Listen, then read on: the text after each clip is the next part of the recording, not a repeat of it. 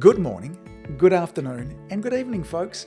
Welcome to another episode of the Marketing Your Practice podcast, the podcast where I get to share the marketing and the mindset strategies so you, the chiropractor, can increase your income, your impact, and your enjoyment in practice too.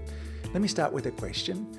What does your office design, decor, and layout say about you and the quality of your practice? Now, sadly, for many chiropractors, and I've been in a lot of different chiropractic offices, their chiropractic offices are outdated, they're run down, they're poorly maintained, and yet these same chiropractors wonder why their patients don't tend to follow through with their care.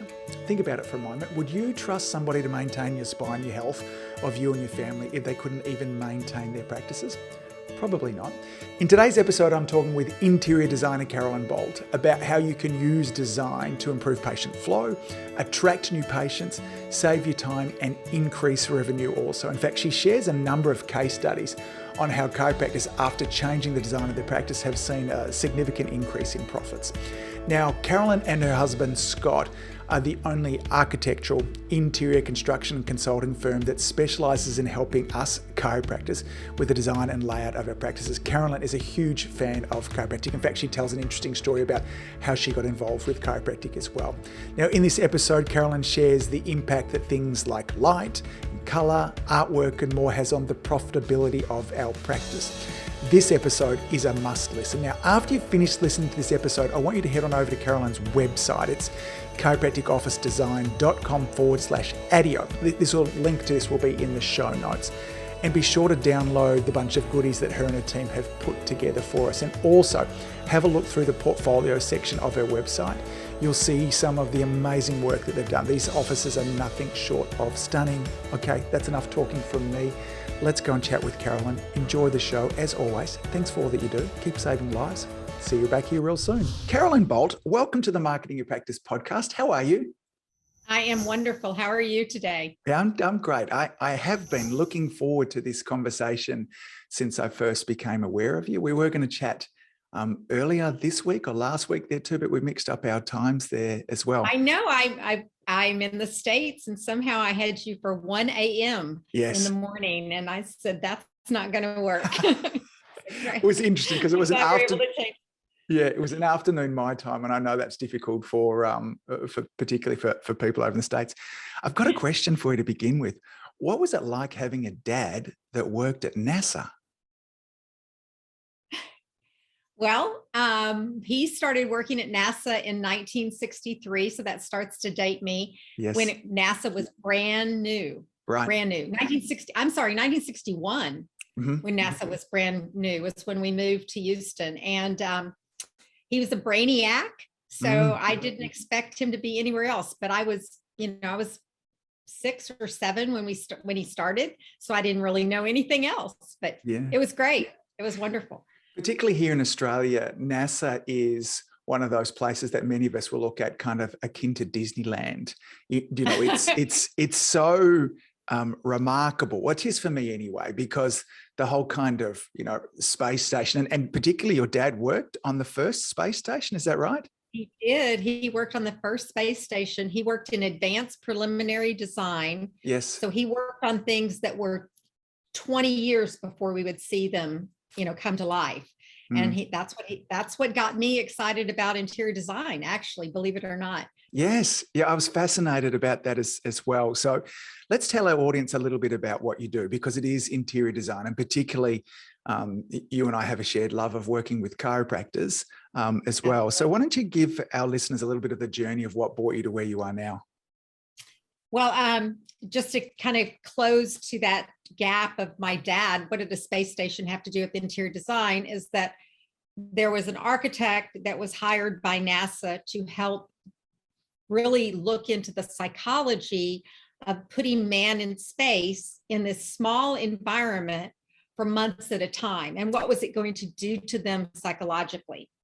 And so there's a lot of study of the psychology of space. And this architect would come over. He was an intern type person, and he'd come over to visit my dad. He was displaced from Florida, and we were in Houston. And they would sit for hours and just philosophize and talk about became his thesis, which was the interior design of a zero gravity Earth orbiting space station. And they would be talking about the idea of how a human being reacts and their psychology is impacted by their surroundings. And that's what turned me on to, hey, that's what interior design is all about. It's not pretty colors, it's the whole universal environment that you're in.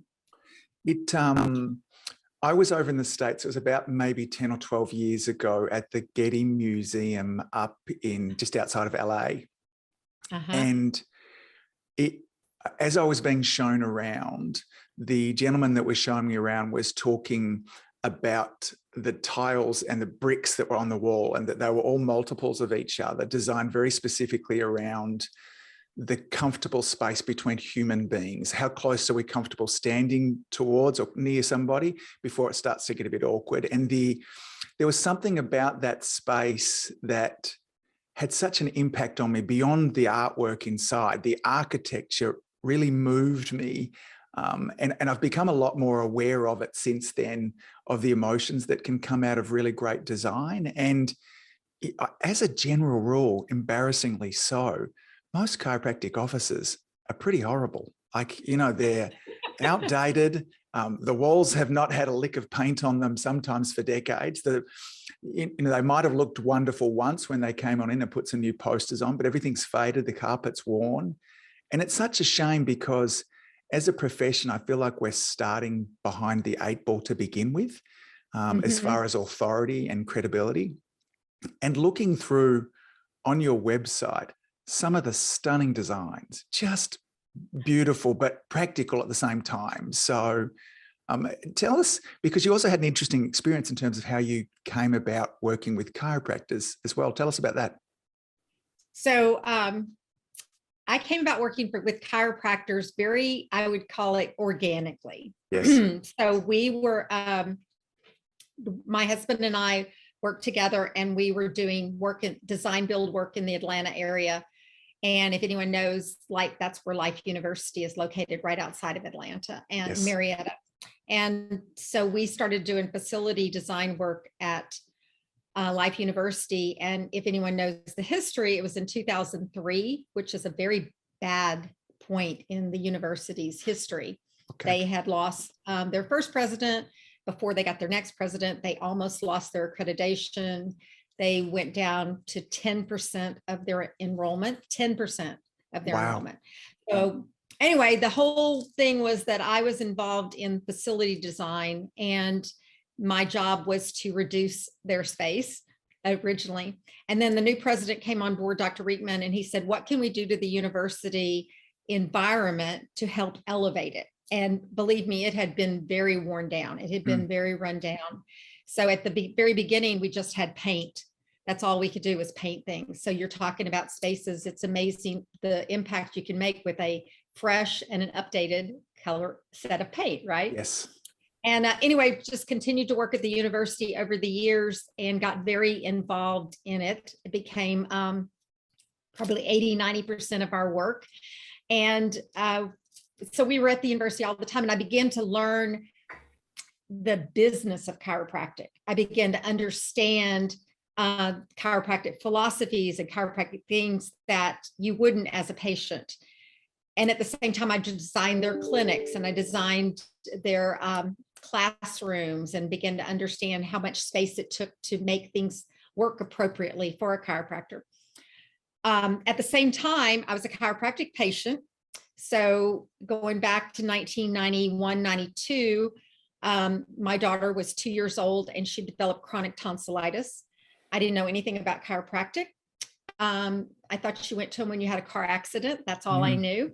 But I ended up, her pediatrician wanted her tonsils out. And I was like, she's 2 years old. I'm not putting her in surgery. So I avoided it, but she kept having tonsillitis. But I discovered chiropractic and trusted her babysitter's roommate was a student at Life University. And I trusted her to come in, and it healed my daughter of tonsillitis. So that totally changed my understanding of what chiropractic was all about. And the way it was at the university as a patient of a child, I had to be a patient also. You couldn't just bring your child, the parent had to. So I was under chiropractic care and never have stopped. So I know the difference. And I was, like I said, I've already been, so I was a patient. I believed in it. I spoke about it all the time. We were doing work at the university. I was hearing the woes. I was talking to them about how the impact their environment has on their success. And I was asked to start teaching a class.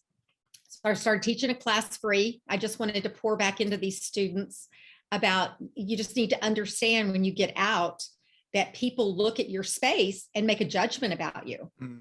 And if you want to get out there, you just said it beautifully, you're dealing with kind of behind the 8 ball. So how can we get past that? How can you get past that? And you can do it by intentionally designing your space. So that was the message we started with in 2010. And then out of that, we were asked to do spaces. And so we developed a way to do design virtually. We do it all across the country. We've done, I'm trying to remember if we've done anyone in Australia. I know we have in New Zealand just recently, but we, just to help chiropractors have the best space they can possibly. Both you talked about maximizing their flow, attracting and retaining patients, and then understanding the process so that it saves them money. If somebody is thinking about their space, and when you go into a space, what are the considerations? What are the things that you look at in terms of, is it layout, color? Is there a priority that you tick things off? Well, yes, the priority is, what message do you want to portray to your patients? Yes. Who is your ideal patient? Who are you trying to attract? As well as what is your philosophy and what is your techniques and what are the things of that sort that you do? So think of form follows function. Yes. And we have to focus on the function first. But when we talk about the aesthetic part, most people get the function. Most people get that flow and layout and number of steps. And a lot of those things are important. But if you think about the form or the three-dimensional space, think about a retail store and what they're designed. When you walk in, if that space is not congruent with what you're expecting to pay or what you're expecting to buy, then there's a disconnect and you begin to lose credibility almost immediately. So that's what we're trying to do in a space. Some examples, Carolyn, in around kind of how choosing who my person is and how that then changed design thoughts. If you can give a couple of different clients that you've worked with of what that might look like. Absolutely. So some pretty easy ones are you trying to go after a family pediatric type practice? You're going to have a lot of children. Mm-hmm. You want that environment you've got to feel like there's trust. When your parents first come in, they've got to feel like they're going to trust you. So what does that look like? But you also need to make it feel safe for the children and encouraging for the children. The same thing if you go to, let's just say you have a geriatric practice and you're really focused on anti-aging. I say geriatric and anti-aging at the same time, but you're focused on that, or you're focused on that type of patient. Probably the space needs to feel very homey and comfortable to them. Let's say you have a practice that's focused on the sports, and athletes, and you're doing performance, enhancing performance through chiropractic. That space, those athletes are going to think that space needs to be conducive to, it typically would kind of look like a gym. It would kind of pull them into that comfort level of you are in alignment with what they're looking for when they come into your office. So those are some pretty clear cut ones. One of the challenges when I'm talking with chiropractors about marketing their practice is getting them to have some clarity in around who their who is. And invariably they tell me that they look after everybody. So how does that, I bet you get that as well. All the time. How do you deal with that? What does that practice look like? So even though they deal with everybody, let's just say they do deal with everybody, but what the everybody typically looks like is their main number one patient. And you do this if you're doing marketing too. What is your message to that main patient? So are you dealing with the community that knows you as the one to go to because their children had an injury? You know, are you everybody becomes known for something. So you want to try to do that. But if you can't, the next thing we do is say, you want to design to the income level of the people around you and that are coming into your practice. Okay. So think about, you want your space to have the same kind of aesthetics as their, let's say, the highest level or the next to the highest level of income bracket would have in their home. Yes. That type of aspect, so that you are not higher than they can afford, but you're not lower than what you want either. Yes. Does that help? Totally. Okay. I remember it once being told when I was studying years ago there too, that we should dress as well as our best dressed patient. I really like that as a guide there also. And I like that as a guide in terms of that our practice should look like, you know, perhaps the homes of our, you know, of our best patients or our most affluent patients as well. Does good design...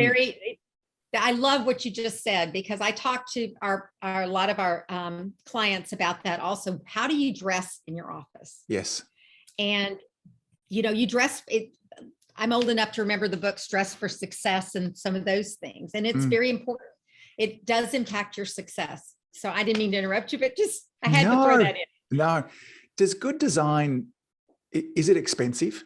Does it have to be expensive? It does not have to be expensive. It just has to be intentional. Yes. So good design is very thought through and intentional. So the color on the wall, the colors on the wall, the paint, the lighting, those two things can make the biggest impact intentionally. So let's talk about colors, because I often hear that different colors evoke different moods. Very much so, yes. And is that true? Like, can we change somebody's moods with colors? How much of an impact do they have? And then what type of colors should we consider in our practice? That's a 2-hour answer, but let me see if I can, give you a short version of it. Yeah. Yeah. So there is absolutely a psychology to color. And every color, there's color theory, there's color understanding, in the sense that just the most simplest way, if you think of a color wheel, you've got warm colors and cool colors. And that really is how you feel in the space. Do you feel warmer or do you feel less warm? I don't want to say you feel cold, but colder. So most people understand warm and cool colors. That's a really simple one, but there's that's the base psychology. Then you get into the actual colors themselves, and they are related to different energies and different expectations. For example, red is a lot of energy. So you want to use red very intentionally, and it's very dynamic. You've heard of the men dressing in the black suit with the red tie. It's power. Yes. Okay. So red is an example. Blue, on the other hand, and I'm talking in the basic colors, and not, once again, colors are infinite. You've got values and shades, and you've got intensities and all kinds of things when you get into color. But basically, blue is a very healing color. It also happens to be the most common favorite color. Okay. So you'll tend to see a lot of offices in blue, and because there's a sense of healing, etc. But you can create a very bright, dynamic blue for, let's just say you have a sports practice and you want a lot of energy in the space. It can be very bright and dynamic, or you can mute it down very much and it can become very med spa-like, very serene. Are you following me? So that gives you some ideas. So absolutely, what are you trying to do? How can you use color to make that come across? Are there colors that we should be really cautious about or steer away from?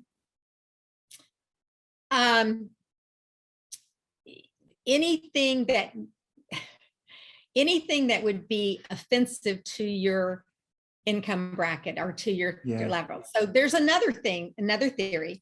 So let me just speak this. The higher your income level, the income bracket, the more muted and neutralized colors tend to be. The lower your income bracket, the more primary and brighter they tend to be. Now, that's just a tendency, okay? I'm not saying that's absolute. So I know we just got finished working with a client that has a variety of patients, but he definitely caters to a higher end patient. It has a lot of cash-based modalities, et cetera, and stem cells and all kinds of things like that, right? Yes. So, but he wanted a super wow. So the whole space is basically white with these bursts of color through it. So just because of that doesn't make it low end. Do you follow me? Because of everything else we did to bring it the high end, but it helps to cross the boundaries on both sides, if that helps make sense. I think about, Target, which is both here and, in the States as well there too, which tends to be even their logo, that bright orangey red, and inside the bright colors there too. And it definitely is, it serves as a kind of a middle lower class type.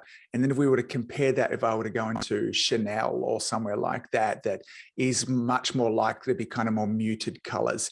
There's not a lot of kind of bright orange and red going on inside of Chanel there too. It's interesting. You talked about lighting. Tell me about that, because I'm fascinated about the impact that light has as well. We have just, we have a third little baby at the moment, and he's 10 months old yesterday. And over the last few months, we go into his room at night and we put on a red light. So we have kind of 20 or 30 minutes in there with a red light with him. And it's so beautifully, it's so calming for all of us. My wife and I often go in there and we play with him before he goes to sleep there. And Lauren loves to buy these things. So we have kind of smells and sounds and all those kind of things in there. And the red light, I thought, here's another thing there as well. But we love going in there. So light clearly has a big impact. What should we be thinking about in our practice?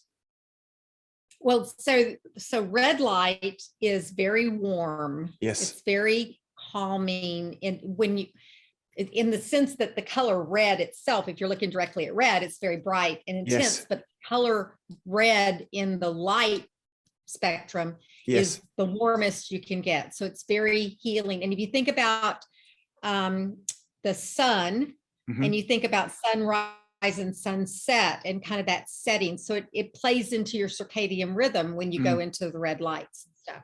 So that's about as technical as I can get. I can just tell you more of the psychology of it. Okay. It sounds great. At the same time, go all the way to the coolest, highest, we call it Kelvin colors in the lights. So the highest light color of Kelvin you can get is 5,000. I don't think it goes beyond that, but 5,000 is equal to a beautiful bright day at noon with no clouds. Okay. And that's energy. So where the red is the sunset and the sunrise, and or it's more the sunset, think the sunset where it's calming, circadian. The middle of the day, it's high noon and you've got the energy. And so that's the white light, the very, very white light. So the other part of that is the color of light. The other part is how much light there is in the space. So the more light level, the higher the light level in the space, the more energy there is. The darker, the lower the energy. It's a pretty simple thing, but you can play with that in your space. You can be very intentional about it. So one of the things we like to do with light is make sure that there's not the same light level everywhere. Right. I'm looking at your office, which I don't know if anyone can see it, but it's very calming because you've got low light level behind you, and I'm assuming you've got brighter level on your face because of the, so that creates interest to people. It draws your attention to certain areas of light and away from areas that are darker. And you can play with it a lot. So that's a very inexpensive thing to do in design, very intentional. Would we necessarily want to have, because I hear lots of talking around these daylight globes, which is kind of what you're talking about, that 5,000 Kelvin there too. Is that something that we would want to have, or, are some practices purposefully going for a darker feel if they want that kind of more low energy sort of practice, as opposed to kind of kids and crazy and madness? If it is more serene and spa-like, I'm assuming that's where we might want to go for a low energy light. You just described it absolutely. So yes, the warmer the light, the lower the light level, the calmer everything is. So think of your warmest light color is our good old incandescent light fixtures, which are kind of going away now, but you can still get them, and they're in the 2700 as opposed to 5, and they're very orange. Yes. You know what I'm saying? They're very yellow and very orange. And that is a very, it mimics candlelight. It mimics that soft and comforting kind of fire and stuff. Do you follow what I'm saying? Exactly. I mean, that's more of the color that I have going here at the moment. Yes. Yeah. Yes. Yep. So it calms you down. Yes. And then you said to go into the other. So it's two things, as I was trying to say. It's the color of the light. But if you had the incandescent light and you had a lot of it, that creates another energy that the lower light level doesn't. So it's both mixed together. The same way with the daylight you were asking me about. So you can have a little bit of daylight and just have a little bit, and the light level is low.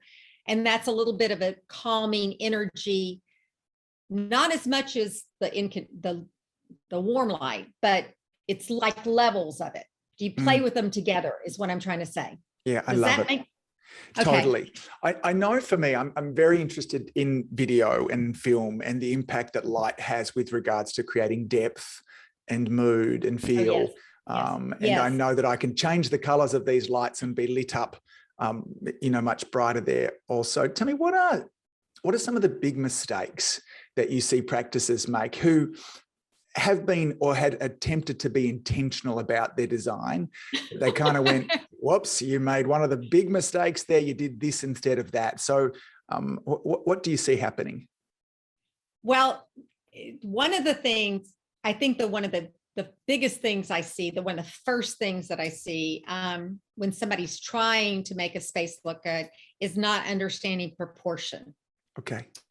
So a well-designed item, a well-designed space, and you were talking about the Getty Museum. Oh my gosh. So the well-designed space takes into consideration proportion of things within the space next to each other. And, have a little bitty picture on a really big wall. The picture may be wonderful.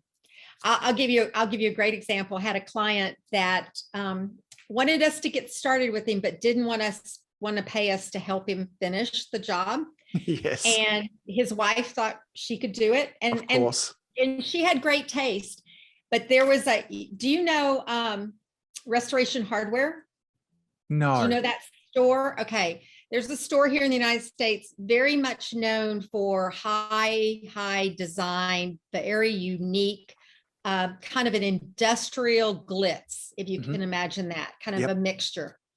So she had this light fixture that she was in love with, and the light fixture in the smallest version of maybe 12, 14 inches diameter was over $2,500 just for this one light fixture. Okay. So the larger one, continued to go up to $13,000 for this fixture. Yep. And they really needed one that, for the proportion of their space, they really needed one that was around 36 inches proportionally. But the doctor didn't want to spend $6,000 on a light fixture. Yes. So the wife convinced him, well, let us just get this one. So they went with this one that was, I would say it's in the 24 inches. So there's this little bitty, wonderful speck of light fixture, but it's so out of proportion with the space that it's bothersome. Do you know what I'm saying? Instead of being wonderful, it's just bothersome. So they would have been better off finding a substitute and getting the right proportion than this wonderful key little piece. So that's a big one, is proportion. And it's just, I don't know if it takes a designer's eye to see it, or it's just it's kind of an intuitive thing for a designer. It's hard to put a science to it. Yes. So it is hard. And that's what we see. That's a big one I see a lot. There is something that I marvel at great design, and it's one of those, you just see it and you go, of course. There's an Instagram page of 3 women over here in Australia called 3 Birds, and they do these stunning house renovations. And often on a reasonable budget, but sometimes they have enormous budgets as well. But I see the before of it, and I often ask myself, I wonder where are they going to go with this? And it's magic. In the same way that, I would often, if a patient said to me, how do I go about adjusting my wife? I'm like, you don't. That's why I went to school for 5 years. That's why I have 20 years experience. You don't. Yeah. Okay. So, and I think that while, when pay somebody like Carolyn to help you out, I've got more questions. I'm interested in plants. Okay. What role do they have? Should we have live things in our practice? Do they bring a sense of life? Are they necessary? And while I'm talking about plants, I know this is like 3 questions in one. Is it okay to have fake plants? I know there's some fake ones now that look damn impressive that I would never know they're fake until I went up and touched them. But what's your thoughts on plants in an office? Okay. So I think that, there's a whole level of design called biophilia. I can't pronounce it, biophiliac design, but it's the idea of you connected with nature. So plants, if you can't have a space that's just full of windows, so you see outside continuously, yes, and the more natural light you can get, the more healthy and healing and things are naturally. Then bringing in plants is a great opportunity to bring that into the space. There's also healing benefits of plants just from what they do to the oxygen, and they produce oxygen, right? So, and clean the air and all that. So my answer to you on fake plants versus live plants is go with live if you're going to take care of them. Yes. You're going to make sure you keep them watered and looking good, because they do take work. Now, yes. Do they take a lot of work? It depends on whether you love plants or not. Do you know what I'm saying? It's like, does a dog take a lot of work? It depends on whether you love a dog or not. Great but answer. if you don't feel like you can care for plants well, go with the nice silk ones. And yes, they're expensive, but oh my gosh, you're right. That today's plants, you really have to go up and touch them and see them. And you're going to pay more for them, but they're going to last. And you're not going to have to water them, and they're not going to turn on you. So, so that's my opinion.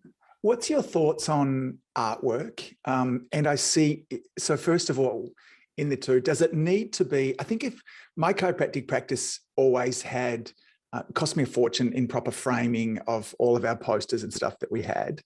And I always had, not a lot, but going back to proportion there too.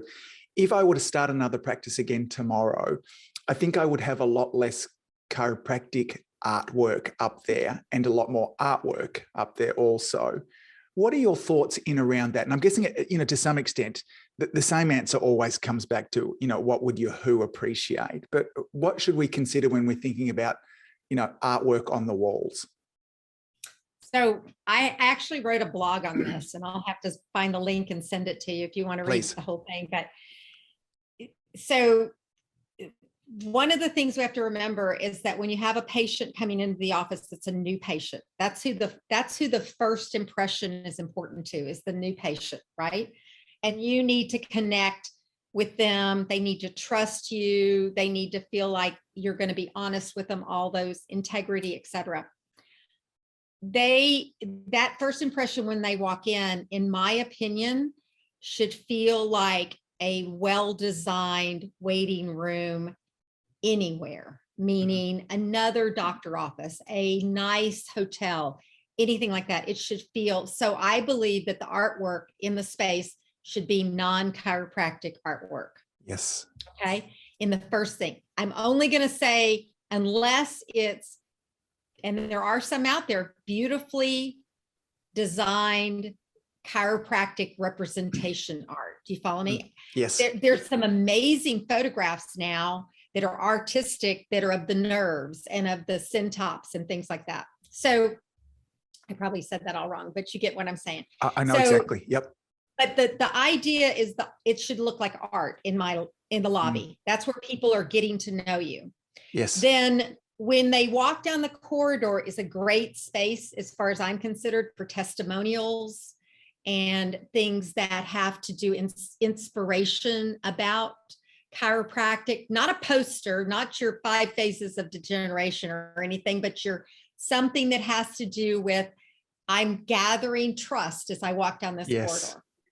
Then when they go into the place that you're going to have your exam, some information that helps them understand what, one of the things I love is the ones that they're sitting there and they're in your exam room and they begin to look at what's the chart that shows all the nerves that go out and what parts of the body they impact. Yeah, the autonomic nerve chart. That's a great one. Yes, that's a great one for like an exam room, because that's kind of getting them understanding, oh, you know what, my stomach hurts. I wonder if that's going on over here or whatever.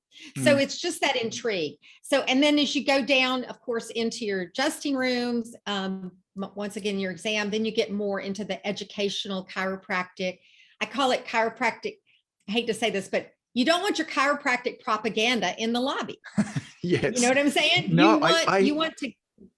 you understand what I'm saying? Totally. Look, it's no other health profession, whether it be the dentist or, your general practitioner, if there's not teeth posters all over the wall outside. And, if you're going along, nowhere else does it exist like it does in chiropractic. And as I said, if I were redoing it again tomorrow, I really love the way that you've kind of laid those steps out. That makes sense that when it's functional and needed, then that type of poster, but most of the time the chiropractors aren't using them anyway. I used to write on mine a lot and take patients over to them, and with a whiteboard marker we would write and draw all over them, so they were kind of functional also as well. You mentioned on your website too that good design, so there is going to be an investment for it as well, but you mentioned that good design, 1, will attract patients, and 2, will literally make you money as well. Tell me how that might happen. So if you think about what you spend in marketing, okay, and I'm not sure what all kind of marketing people are doing, but think what you're spending in marketing and on your website, and you want that message that you have to connect. Yes. That there's an understanding of that money that you're putting out there is to draw money in. So your office needs to be thought of as part of that. Does that make sense? That totally is part of the whole marketing and your message and your branding and all of those things. The better it's done, we can see, a lot of our patients, I wish we had absolute statistics, but a lot of our patients, when they get a new space or they do a refurbish, they can see a 10 to 12% increase almost immediately in the number of patients and revenues and all of those things that are coming in. We also see, we've got testimonials of chiropractors that had practices. I have one that I'm thinking of particular that bought a practice when he got out of school. He did the best he could to make it look good, but it was kind of in a second story, almost a downstairs to get to it. Didn't have a lot of light. There's only so much he could do. He had grew it to a point where he could, and then he knew he needed a new space. So he leased his long-term space and spent some money on finishing it out the way he wanted it. And almost within the first week, people that he had known for 5 and 7 years in these networking groups all over town started coming to them. Yes. Doctors, bankers, attorneys, other people, including doctors that started coming to him, because all of a sudden his whole image changed. It's that idea. So yes, it does attract a whole different level of patient if those are the patients that you want. I want to go back to the art real quick for just a second, and just the image and the propaganda. When I teach the classes to Life University, you don't have Walmart there, right? But you know what Walmart is. Yes. Right? Yep. We're aware of what. Yes. Okay. So Walmart, if you can imagine Walmart, it has super bright lights washed everywhere. It's, a lot of times they're exposed ceilings. It probably has raw, cheap floor. But one of the biggest things, and it uses the bright blue and yellow, so primary colors again, where Target is red, which is primary, but it's a little more powerful. So I'm just comparing the two a second. Yep. But the other thing about Walmart is there are signs everywhere posting prices everywhere. So it's that propaganda. But the mentality of Walmart is the low cost leader. Yes. So their design is very intentional to help support that message that I'm the low cost leader. So I'm not saying that's bad. No. Walmart makes a lot of money. They make Yes. a lot of money, but it's just knowing that you've designed it to perpetuate your message is the marketing piece that's what commercial interior design is all about. Commercial interior design, and we do architecture and interiors, but the interior design is the part that creates the brand. I had an episode recently where I talked about the importance of understanding positioning, not even from a design point of view there too, but are you wanting to know for convenience? Are you the luxury brand? Are you the most cost sensitive brand there too? And I think the mistake that sometimes chiropractors make is that they necessarily think that one is better than the other. And they're not. Clearly, we just talked about there are billion-dollar industries across, luxury, convenience, and then also the cheapest as well. But when we start to mix our messages, if I want luxury, I want to come in with a certain feel, and I'm repulsed by something that might look like Walmart.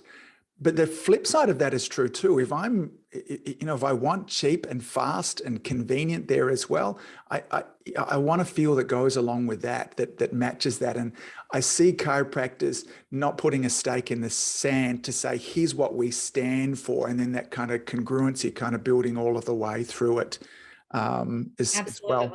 Yeah. Carolyn, I've been super fascinated by our chat there. I want to really encourage all our listeners to head on over to chiropracticofficedesigns.com, and the beautiful pictures that are there. There are a number of guides and downloads that you can go to kind of begin you on the process as well. Tell me a little bit, if somebody does want to work with you, Carolyn, how does that work? And you mentioned that you do it virtually as well. So whether we have listeners from around the globe anyway, certainly most of them are North American based, but how does somebody work with you? Well, the first thing is I do want to encourage people to go to our website, because we do have a lot of free resources and free information. We started as an education-based company, period, and not even as a company. It started as a blog. But I also created a special landing page for your listeners. So if they do chiropracticofficedesign.com/audio, Yes. ADIO. Yes. It'll come to a landing page that they can download all of our free resources at one shot. And then there's also a discount on a couple of our do-it-yourself online products. We have fantastic. Our free product, like we have floor plans free, but we also sell floor plans. And that could be a great help to somebody that's thinking about, what do I want to do? Let me get all kinds of ideas. There's over 100 floor plans in that part that we sell. We also sell a design for you, which is the decorator in a box idea, which finds a style and brands it, and you get how to do it, all the specifications, and a box of finishes. So I don't know if it comes to Australia. I'll have to check that one out, but if that's interesting. So I gave a discount on that form. But going back to how did they find us, what we do is we do a complimentary consultation. Yes. It's about an hour with one of our salespeople that she actually is an ex-designer. She calls herself an ex-designer, very knowledgeable, and can actually look at what you've got going on and help advise you on what you need to do, how we could help you, etc. So the goal is for it to be beneficial to you, not just be a sales pitch, if you follow what I'm saying. Yeah, I do. Look, everything about what you do is beautiful. Your website matches the feel that we talk about today, Carolyn. I want to encourage our listeners. I'll make sure that link is in the show notes there. So it's chiropracticofficedesigns.com/audio there as well. Carolyn, thank you so much for helping my beautiful profession show up in a way that builds more authority, more integrity, more trust as well. We need all the help that we can get. And, I think sometimes we make it harder for ourselves than it needs to be. And good design should be at the foundation of what we do. So I would love to. I've got a whole bunch more things that we could chat about, but I might invite you back for round 2 sometime later on in the year for us to continue this chat. So thank you. It's all out of my passion is that more and more people see chiropractic as the go-to for their healthcare, and just elevating the whole profession is the goal. So thank you for having me on. I appreciate what you're doing for the practice also, and look forward to talking at another time. Lovely, lovely. Enjoy the rest of your afternoon, Carolyn. Chat with you soon. Thank you. Thank you. If you've enjoyed listening to this podcast, you have to come and check out my Community Influencer program. It's my monthly coaching program where we take all this material and I'll work with you to help you apply it, implement it, and systemize it. The Community Influencer Group Coaching Program is designed to help you increase your practice income, impact, and enjoyment. Join me over at anguspyke.com/join. That's anguspyke.com/join. I'd love to see you there.